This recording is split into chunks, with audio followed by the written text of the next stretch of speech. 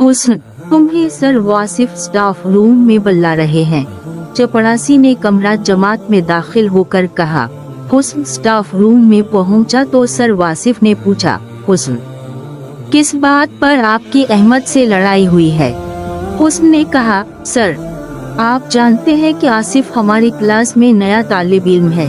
अक्सर बच्चे इसकी गहरी सानुली रंगत की वजह से उसका मजाक उड़ाते हैं। अहमद आसिफ का मजाक उड़ा रहा था। मैंने अहमद को समझाने की कोशिश की तो वो मुझसे लड़ पड़ा। अच्छा ठीक है, आप जाइए, मैं कल बात करूँगा। अगले दिन सबक खत्म हुआ तो सर वासिफ ने बच्चों को समझाते हुए कहा, जिस शक्ल व सूरत के साथ हम पैदा होते हैं वो अल्लाह ताला की तख्लीक करदा होती है।